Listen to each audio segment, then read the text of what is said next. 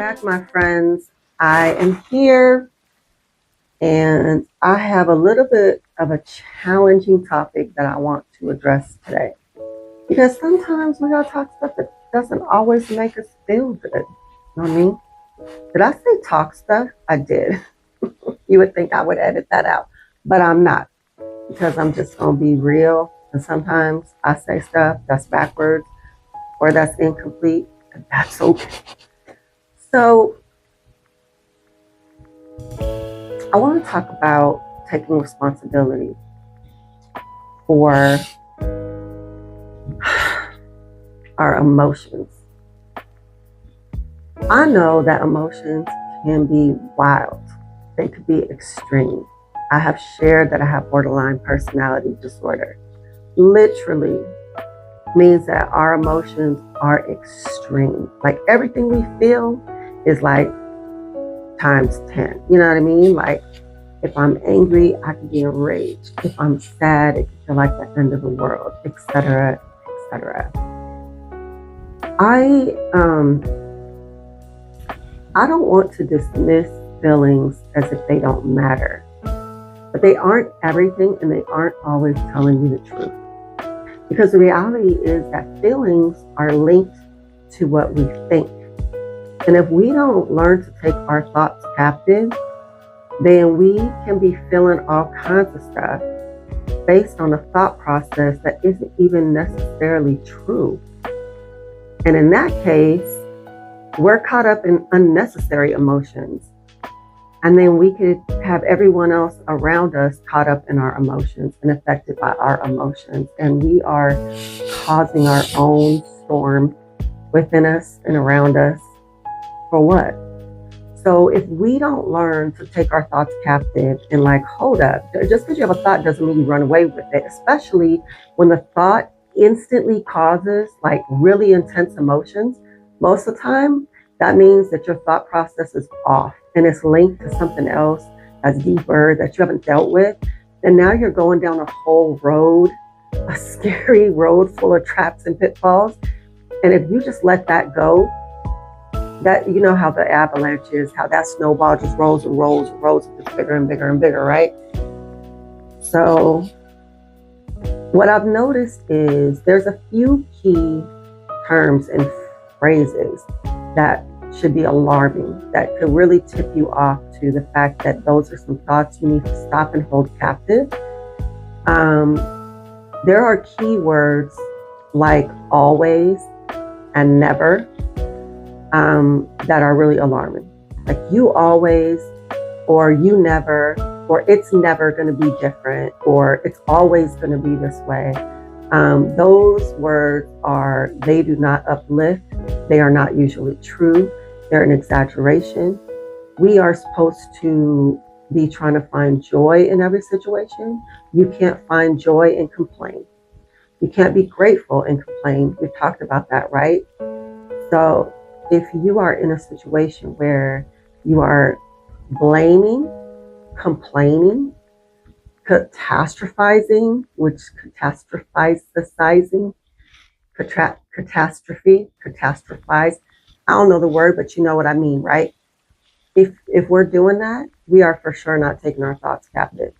And when we get into those places where we're like, everything that's going on with me is this person's fault, everything that's wrong in my life is someone else's fault, everything that's going on is because everybody always, or because nobody ever, those are huge red flags. Those words should not be coming out of anybody's mouth who claims to be trying to walk in peace, trying to live in the joy of the Lord, who is trying to use your words to edify, who is trying to be grateful, right?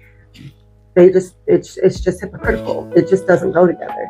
So if you find yourself feeling sorry for yourself and you find yourself in a situation where nothing is good enough and you're constantly complaining about what you don't have or what you deserve or what you think you should have, then you have not figured out how to be not only content, but how to be grateful, how to have joy, how to reconcile the fact that we don't deserve nothing. I'm sorry. Like, if we were to be honest and true with who we are and how many people we've hurt, and most of the time we will justify the pain we've caused others because it was out of our own pain. Because we talked about that in another video, right? That hurt people.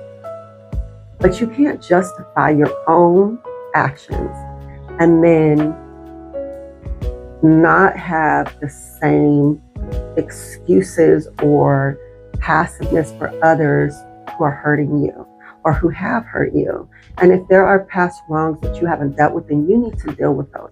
Whether someone has to apologize to you or not, I'm not saying that other people wronging you does not affect you. Of course it does. But all the people who have wronged me my whole life and affected me aren't going to fix what's going on within me. They wouldn't if they could, but they also can't, right? So I just see that we're in a place today where so many people just justify the way that they behave. And it's because, well, this is how I feel. And it's okay for me to have feelings and to acknowledge my feelings. And this whole world worships how you feel. How you feel determines your gender. How you feel determines everything that's right or wrong. Think about everything in this world and they'll say, well, go with your heart, how you feel. I hate to tell you, but the heart is deceitful. And the reality is that we are so skewed and corrupted from everything that has happened to us, from all the evil around us, that God can help us sort that out. But there is no excuse to just be a person who decides it's okay to spread your misery to others because you're miserable. If you choose to remain in your misery, that is your choice.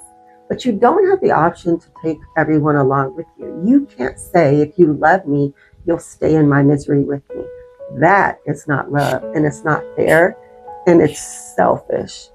So I just wanted to say that, I know that's harsh, but don't let people bring you down because they're down and they want you to be down with them. You can't give people that kind of power, because we're all going to have other people in our life, whether it's because they're mentally ill, whether even it's because people are disabled in other ways. It could be other kind of disabilities that you're a caregiver for. And now all of your time and effort is going into pouring into others, and you have nothing left for yourself. And now your own mental health is suffering and struggling.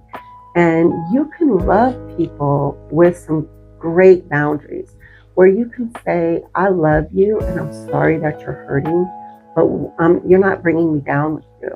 You're not going to put me down. I'm not going to accept the blame for everything that's going on with you. If you don't have boundaries in your life, I promise you that your mental health is going to suffer. And you can set really strong and loving boundaries because the Lord did that. Jesus left to spend time by himself all the time.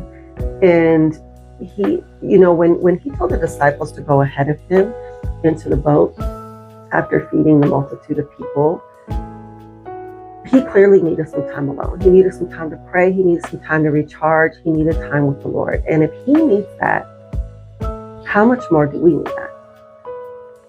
And when he was walking back, and taking a shortcut across the sea, and his disciples saw him, and they're freaking out about the storm that's raging all around them. And they see him and they think that it's a ghost. And then they realize that it's Jesus. And you know the story, and that's when Peter said to come on the water. But just like that story and the story when Jesus was asleep in the boat while the storm was going on, Jesus was able to just say, be quiet. And the storm stopped.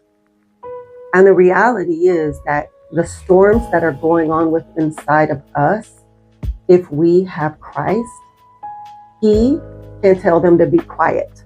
And we can live in that truth, and we can hold on to that truth. So then when you have a storm raging inside of you of emotions that are based on a thought process of feeling sorry for yourself, complaining about your situation, blaming others for your situation, and et cetera, always, never, whatever. You could choose to take that thought captive and lay that at the foot of the Lord and let the Lord say, be quiet to your storm of emotions, of thoughts, and watch it all calm down. And then you find the peace and the joy that He promises you as His follower. But just because you claim to be a follower of Christ, you still have the choice to be rebellious, and you could be just like Adam and Eve. And you could say, no, I'm going to do this my way. I think I'm going to go ahead and eat of this fruit, and I'm gonna trust the serpent, and I'm gonna take this into my own hands. I think I know better. And then there's going to be consequences to that. Their oldest son killed their other son because of their rebellion. That would have never happened had they not rebelled. And as parents, our rebellion affects our children. And that will continue on generation after generation after generation. Sin always affects other people. And that is why what sin is not trusting God. Everyone thinks it's like, oh, it's dirty. It's because God is saying, I created you. I know what's best for you. And in that, I need you to love others the way I love you, to forgive others the way I have forgiven you, and to consider others more important than yourself. And I am loving the world through you, and I will bless you through that. And instead, we decide, no, you know what? I don't trust what God has for us, just like Adam and Eve didn't trust that. Instead, I'm going to try and create my own life, my own whatever. And then when that blows up,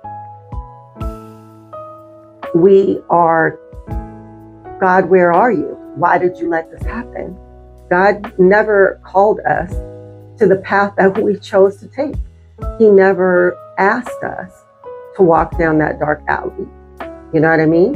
That was a choice that we had. So consequences are going to come when we make decisions that are outside of His will. And if you look at the things that God tells us to do, to live, to trust, to love, the church should be supporting one another in such a way that we don't feel alone, that we don't feel like it's us against the world. Because it is us against the world, but not us as individuals, us as an individual, the bride of Christ, together, going through this together, supporting one another, praying for one another, being there for one another, helping one another.